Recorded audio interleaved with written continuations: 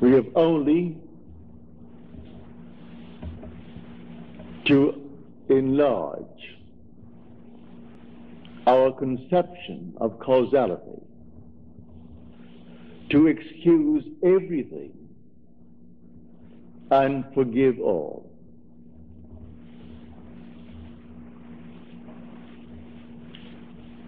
Now let me just state one little thought from Scripture first before we unfold it. As we are told in the 25th chapter of Genesis,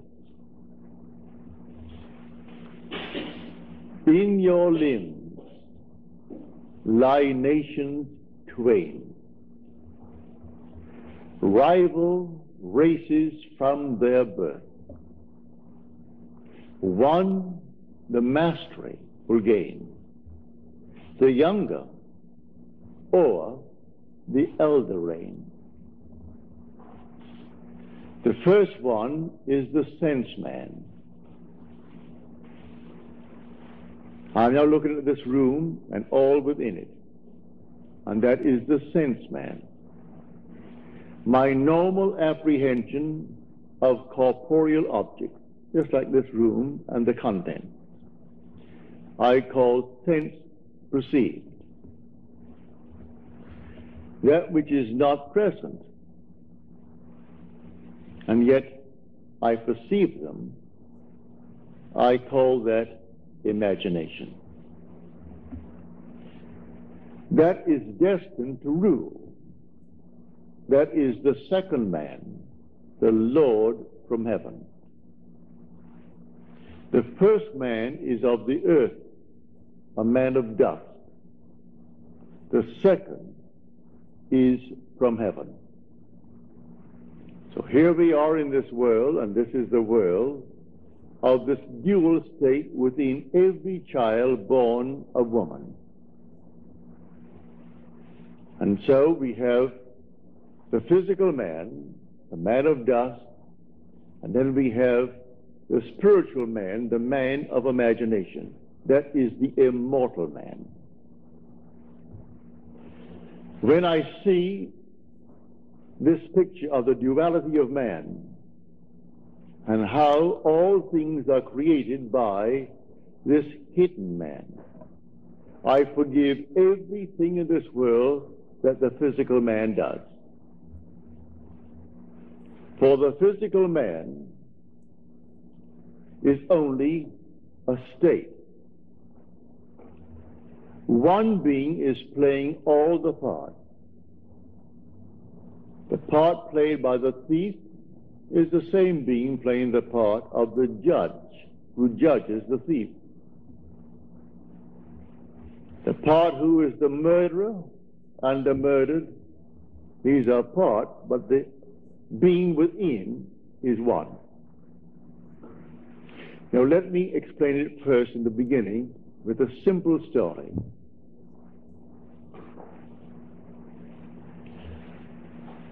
About 8 years ago, I was in New York for a month, and two of my brothers, Victor and Lawrence, came up and spent 2 weeks with me in New York City. They checked into the same hotel. They wanted to see everything they could within 2 weeks, and I bought them 14 shows. And sometimes they went even to an afternoon show. They wanted to see everything in the crowded 2 weeks. But the one thing my brother Lawrence wanted to see was the new presentation of Aida. Well, the paper said it was sold out from the very moment that it was stated, a new presentation. Same music, naturally. The same score, but new scenery, something new about it. And this captured the imagination of all opera lovers, and they all wanted to see Aida. The one thing he wanted to see was Aida. But the papers had huge big ads. Not one seat is available. Come down and buy a seat for the other show. And this was the old opera house around 40th Street and Broadway. It ran from Broadway to 7th, the old Metropolitan. So this morning we set out. I said, it doesn't really matter. I said, let us go. We have to go down and have lunch anyway. We will go and just see. We got there, and these huge big signs on the outside, no seats for AIDA available. And they were plastered all over the Metropolitan. I went in, and there were 3 lines leading towards the 3 windows, selling tickets for the entire season. And there was no seat for AIDA. I got into the first line. It was a very long line. Then I saw the 3rd line from me moving more rapidly than the 1st and the 2nd. So I moved over to that line. Then we all moved rapidly forward. As we got to the window, and seemingly no hope of getting tickets. But before I left my hotel room, I simply assumed that I had the tickets for my 2 brothers. I didn't want to go. They wanted to see it. So I assumed that I gave them the tickets. I got into this line and we moved rapidly towards the window. As we got there to the window, a tall, blond man, he was about, he must have been 5'11", he must have been about 6'4". He stretched his hand up over my head and diverted the ticket seller as he asked a question, while one in front of me is buying seats not for AIDA, because that's completely sold out. He is buying 2 other seats for some other opera. Then he departed after he diverted the man's attention, and this man pushed on some bills under the window. And then, as the teller looked at the money, and this man is at the door now, the tall, blond fellow. And he gave this man the ticket, and then suddenly he said, well, he only gave me $3. He should have given me, and he mentioned the money he should have given me. At that, he was bewildered. The teller was bewildered.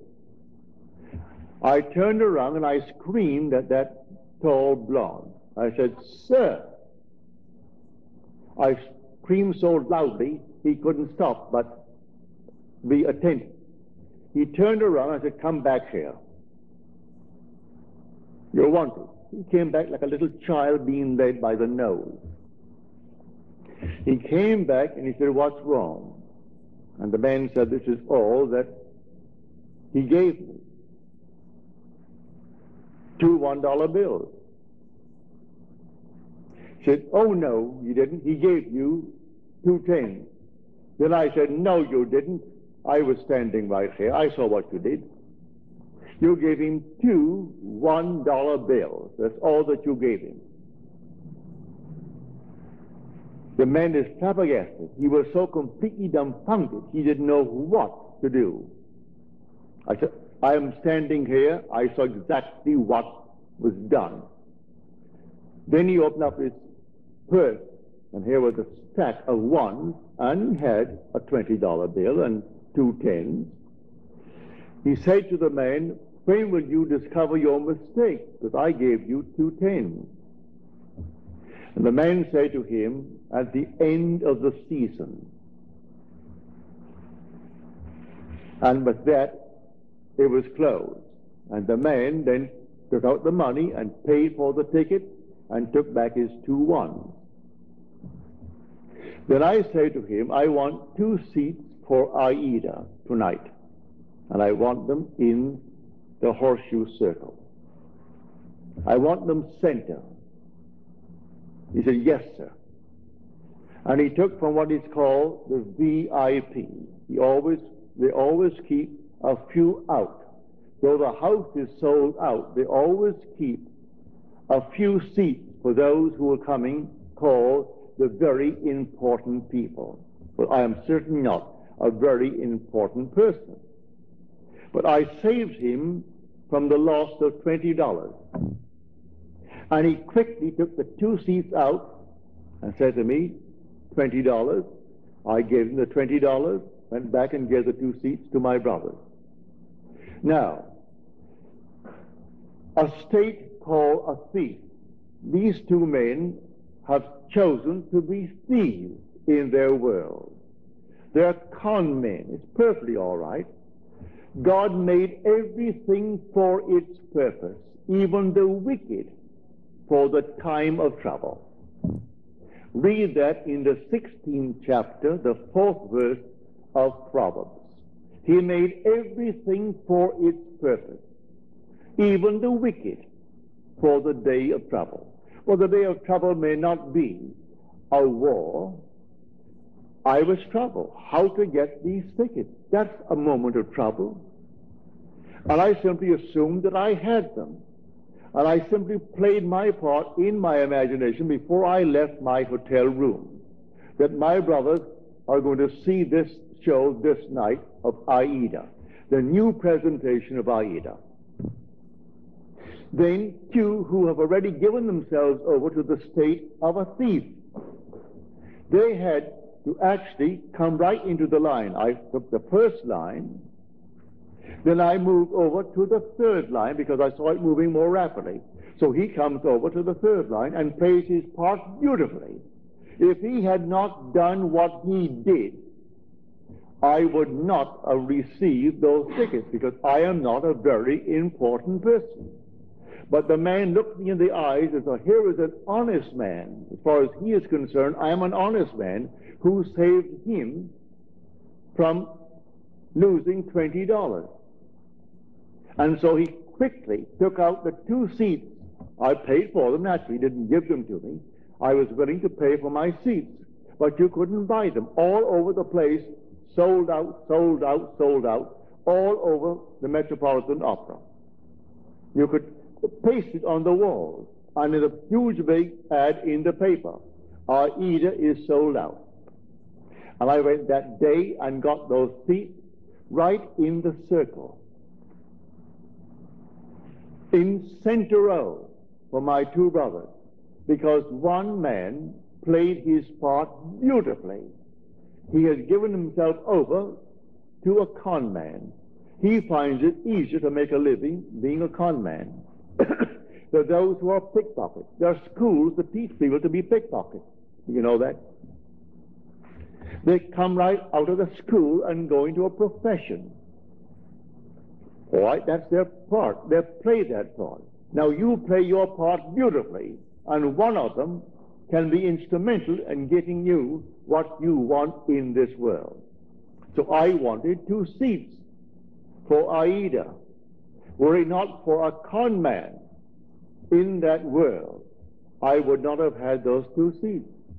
So he comes into the line where I was in the line. He comes forward, and just as I got to the ticket window, he puts his hand over my head to divert the man's attention. And the one in front of me, who is buying 2 seats, not for Aida because you can't get them, he is buying 2 seats for something else. And he puts out $2 bills instead of 2 10s. And then this man starts, and I turned around as though I was inspired. And with my full voice, I said, "Sir, come back here." He had to come back. So he came on back just like a little child and stood next to me, and he looked down at me. He wouldn't dare budge. When I said, "You didn't give him anything more than what he's showing you now.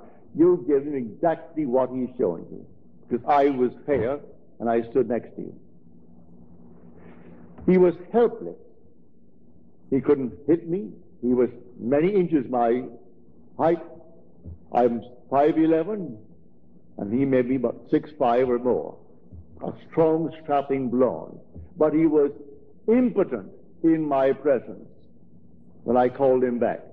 He only played the part. So should I not forgive him? There are infinite states in this world. And all you have to do is forget states. You play your part.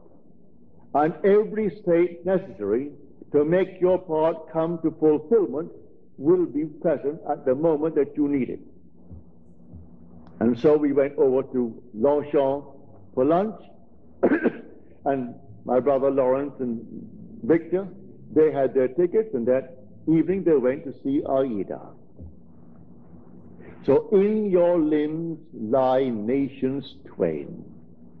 They are rival races from their birth. One, the mastery shall gain, the younger over the elder reign.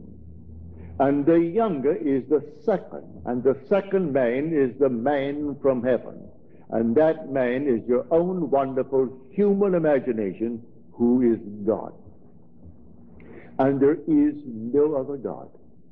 That is the Lord from heaven.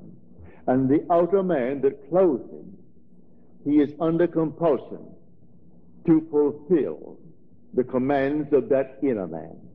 But everyone is falling into states, infinite states. To understand this world, you must think in terms of states. And so he's made everything for its purpose, even the wicked for the day of trouble. And so use everything, but you don't have to think of which one will do it. Forget who will play the part. I never saw that man before, never saw his partner in the little crime before. That was their choice in life. There are those who have chosen to be pickpockets for the rest of their lives. So if they're caught in the act, all right, that's part of the game. They've chosen that part to play. There are those who have chosen their part to play, like Mr. Hoover, who just departed this world. He chose that part. And there are others who chose other parts. Either wisely or unwisely, we fall into these things. But when the inner man begins to awake, he selects his part wisely. It's entirely up to us.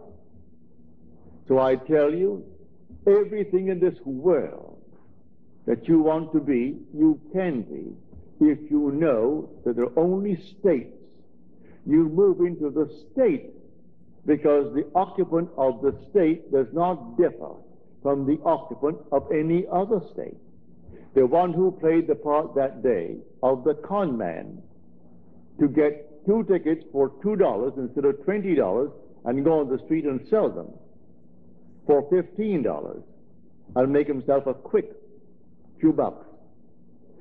The same occupant is God. God is playing all the parts.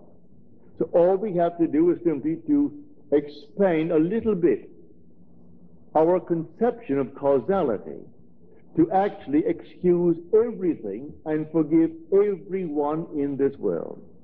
I forgave him because he actually was instrumental in getting me the 2 seats for my brothers. Were he not playing that part at that moment, I would not have had the seats. But before I left my hotel room, I simply assumed that my brothers had their seats and they were going to see Aida, and they came home thrilled beyond measure. So we went down, and seemingly no hope. I wasn't concerned about any hope. There were 3 long, long lines. After all, you're selling not just for the show of the night, you're selling for the afternoon show, you're selling for the evening show, and for the entire season by a month in advance, 2 months in advance. They're all there. And so here are the lines. And there were 3 lines and 3 windows open. And what caused me to move to that moving window? The Father in me. He knew which one is going to play what part, because they're all in states. And my fellow is fully aware of all the states in the world. And if you can play a part to aid me in the fulfillment of my dream, you'll play. And so if I need a thief, there must be a thief somewhere. He was a thief. And he played a far better part in my getting the ticket than if he were an honest man. If he came up and played the part of an honest man, then the man would have said to me, he wouldn't know me, I'm not an important person, and so we have no tickets. Don't you sign? No tickets available. It's a sellout. But it was not a sellout, and a thief made it possible for me to get my 2 tickets. So when you see this, you forgive every being in the world. Everyone. They're all playing their part. So don't condemn anyone, because everyone will be instrumental in fulfilling your dream if you know this law. It's all infinite states. But remember, you are awakening to the reality of the second man.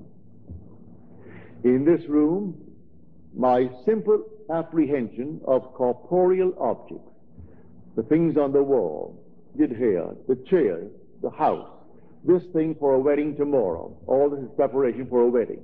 All this is, to my sense man, reality.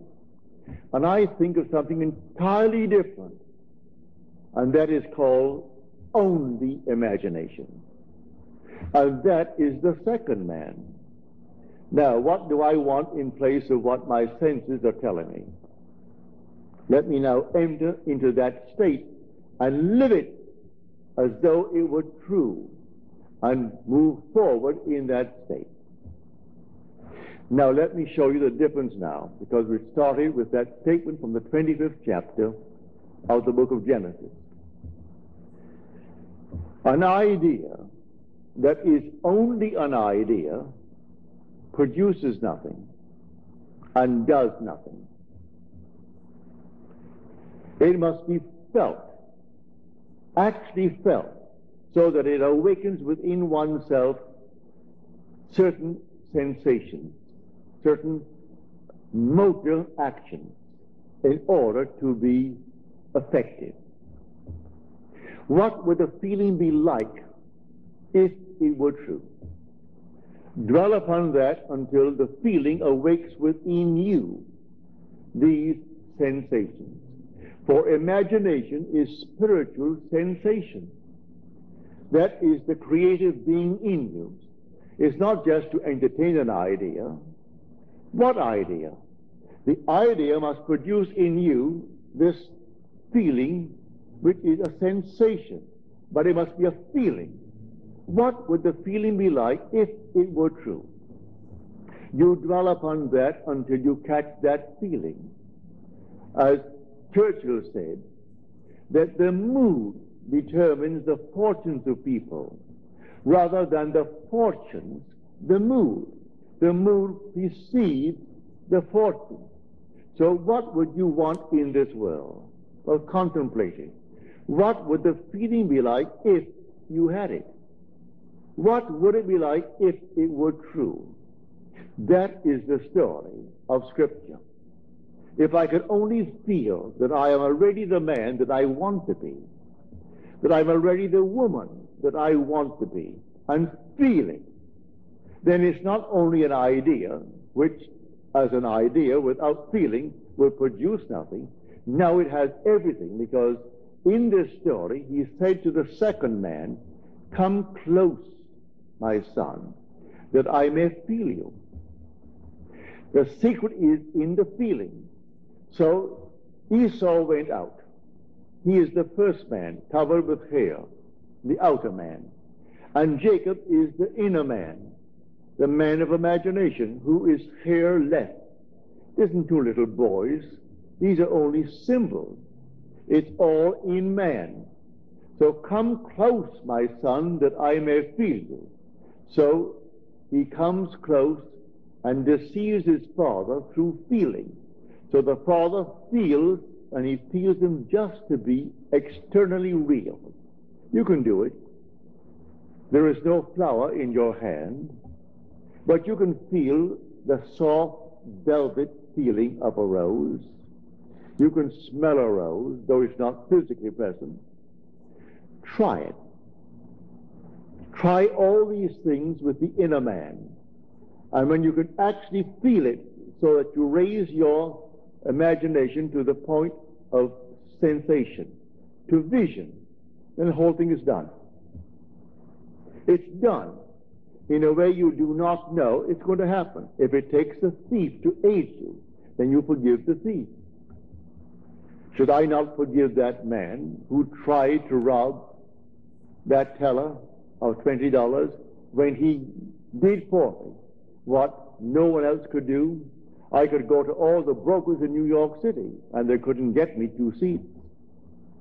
I could go to anyone and they couldn't get me 2 seats for my 2 brothers. And I wanted them to have the joy of seeing the new presentation of Aida.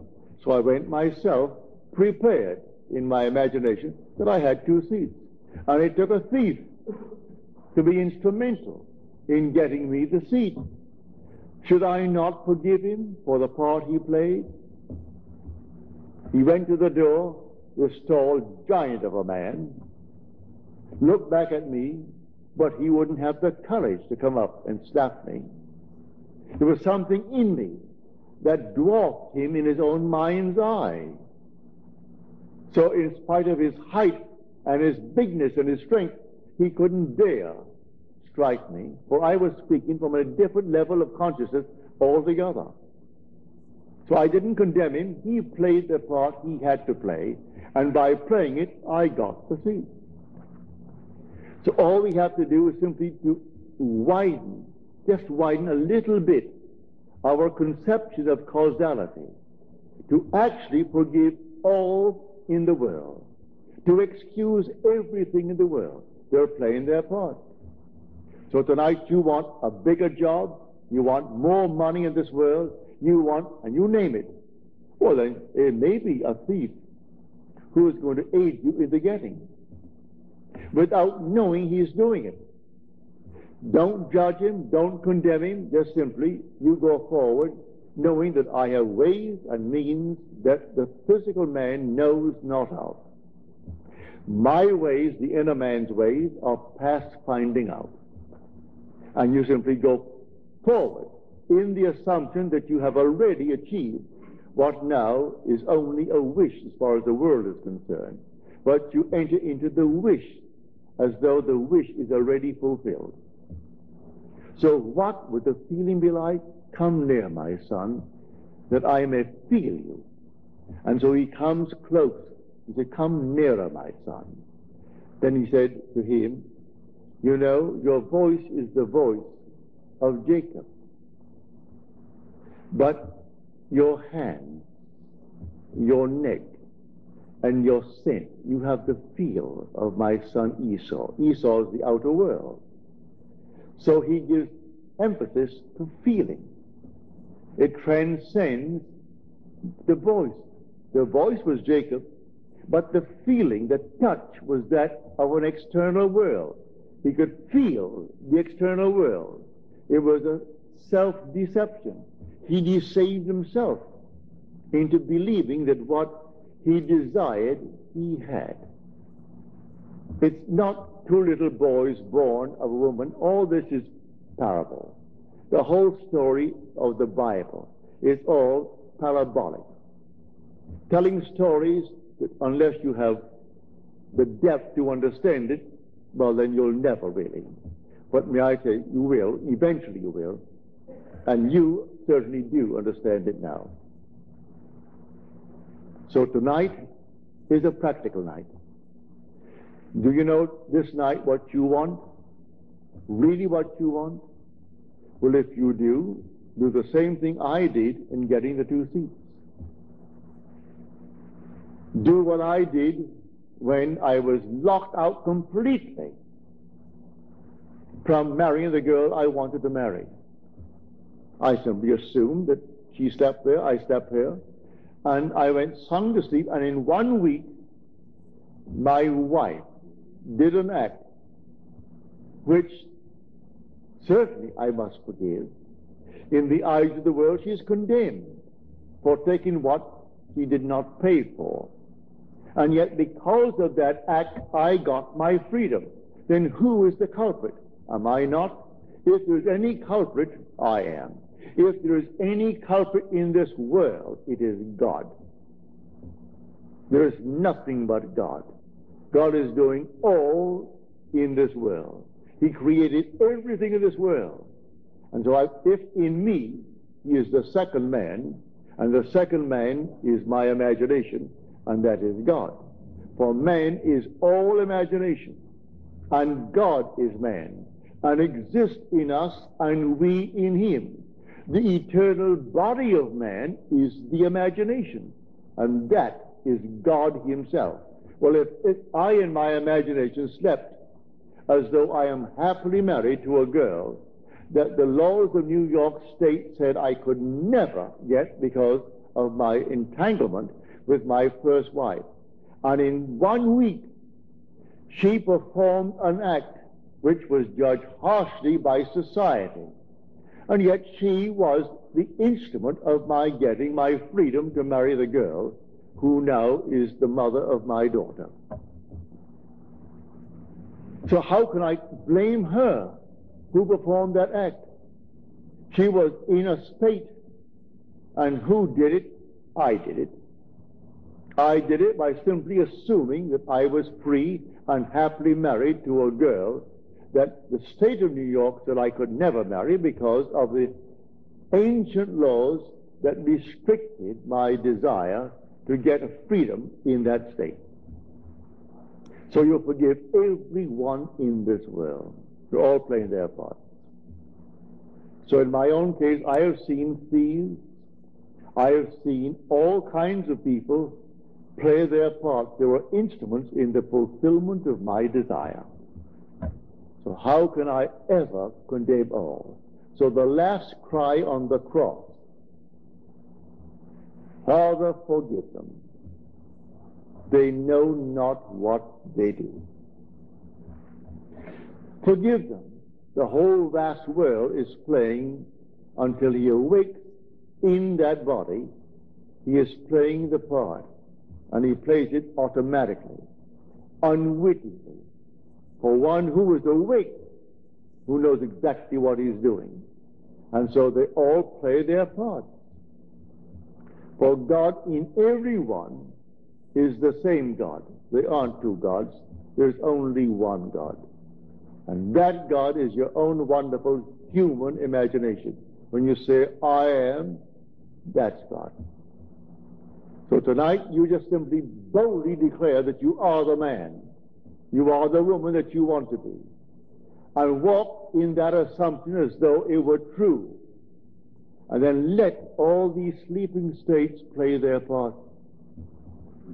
May I tell you, in spite of what they appear to be, they are sound asleep. They do not know. He thought he knew what he did. He came right into my line and played his part. I could have remained on the first line and waited and waited and waited, and no one would have played that part there. I moved over to the moving line, and here he comes. And so how could I ever condemn him? How could I ever in any way feel other than thankful? I would say to him, thank you, because you played the part you had to play like a play. So someone comes in on the play, the curtain goes up, and here comes the monster. And he plays it beautifully. And the audience hisses and condemns him. If there's any condemnation of the part, where is the author? Send for the author, for he wrote the part. And the author, if there's any praise, give it to the author. Any condemnation, give it to the author. I know I played a second part, on a play on Broadway. And if I didn't get a hiss when I came on, if they didn't hiss me, I felt I wasn't doing well. But I would say 99% of the time, as I came on and started to play my part, the audience hissed. Then I knew I was really on my toes. I was playing the part well. Because I was a cat in that part. And they couldn't restrain themselves, especially with the matinees, when they had children there. Lots of ladies and children, and they could not restrain their emotion, and they were hissing. Well, then I knew, Neville, you're getting over all right. So I was thrilled with their hissing, because I was playing only what was written for me to play. So, in this wonderful world of ours, we are infinite states, and everyone is in a state. But the one being in one state is the being in all states. There's only one player. God only acts and is in existing beings or men. He is in all the states, and his name in all states is I am. So someone chooses the part, and he wants to be, well, a thief. He finds it easier, he thinks, than getting up, going to work, and punching a clock and punching it out. He feels it's better for him to live that life. All right, so he's chosen that part if he does it deliberately. Or he might have fallen into it through habit of others, and then it's unwittingly. All right, but he will also pay the price. That is the thing he has to consider. He'll pay the price because the part has a price with it. But in spite of that, he can be used in the fulfillment of your dream. Now, many of you have had, from your letters, dreams of death recently. May I tell you, it's a healthy, healthy sign. Dreams are egocentric. You cannot grow and not outgrow in this world. To outgrow is to die. You die to one state and you move into another state. So anyone dreaming of death, many of you have dreamt of my death numberless times. As Paul said, I die daily. Every day he grows.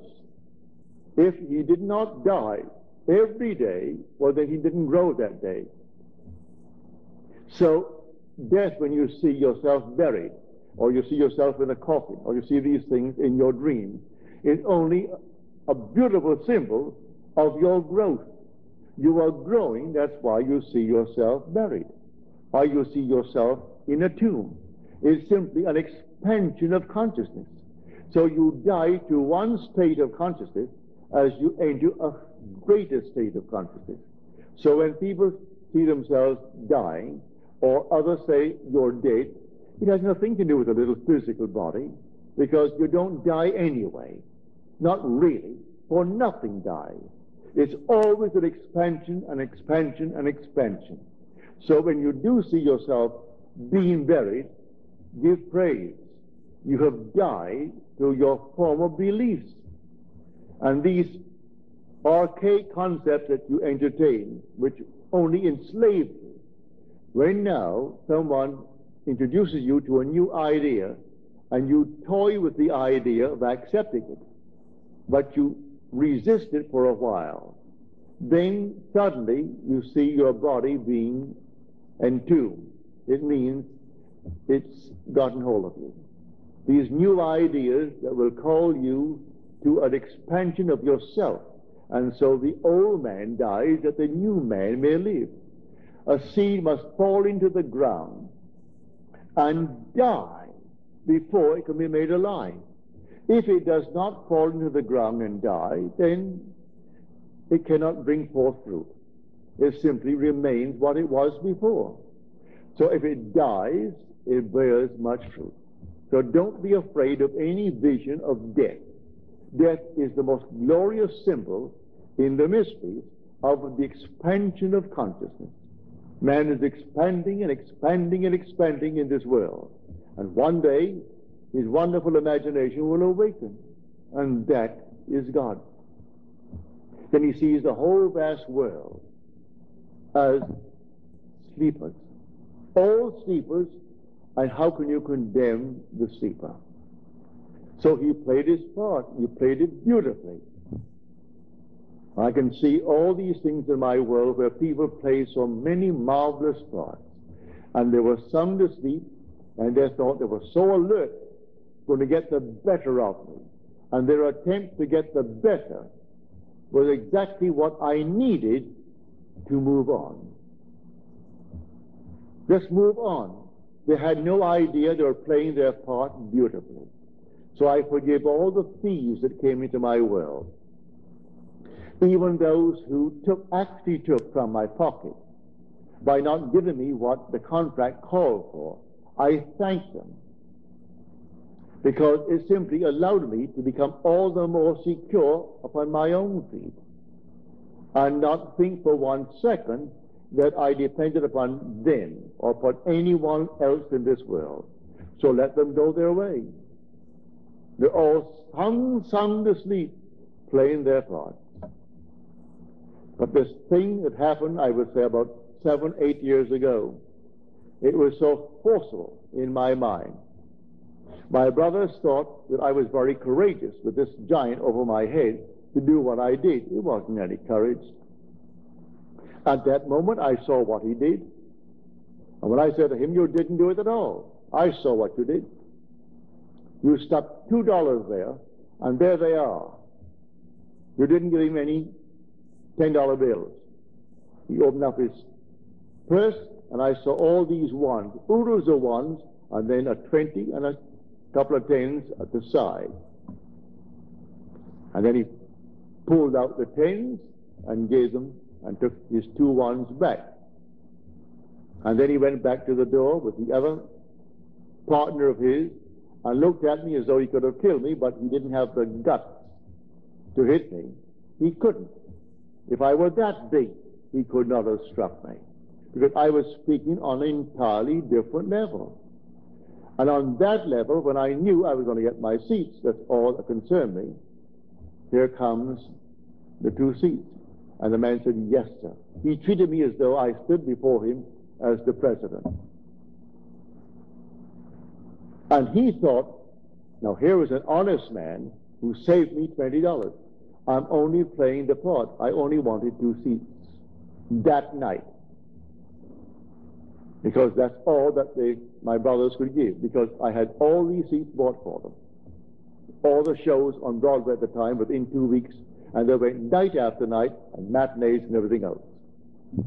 Got it right up to their heads in shows.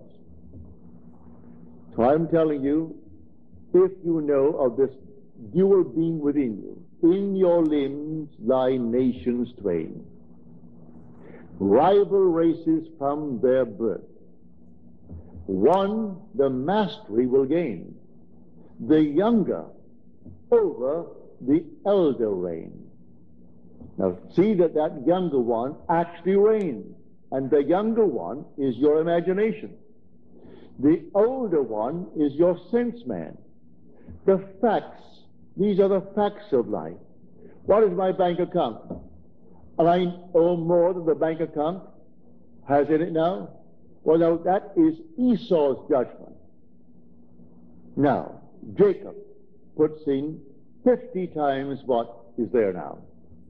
In my mind's eye, I have deposited 50 times more than is there. How it's going to happen, I don't know. I don't know any more than I knew that day when I started off with the Metropolitan Opera, how I'm going to buy seats. When the papers tells me you can't buy a seat, huge big ad, save your time, don't come. All other seats are available, but not for Aida. I go down only for Aida, and I get them, because of a seeming thief played by the part of God. For God plays all the parts in the world. There is nothing but God. And say, I am, that's God. That is the Lord Jesus within you. That is your immortal being that cannot die. He cannot die. That is your eternal self when you say, I am. Imagination is not some vague essence.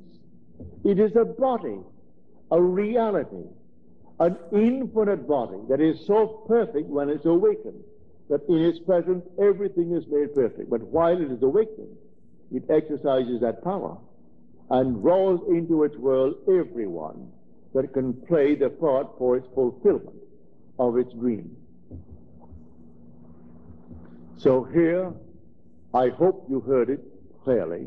I hope I made it as clear as I can, because tonight should be a very practical night. That you will go out knowing who you are. You are a dual being.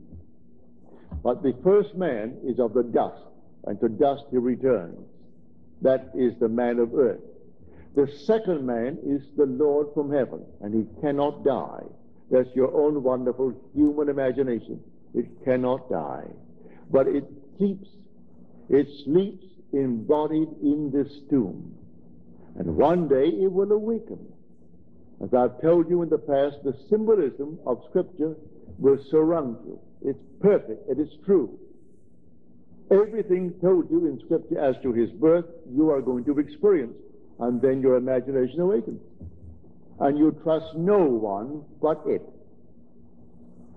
Only this being within you do you really worship.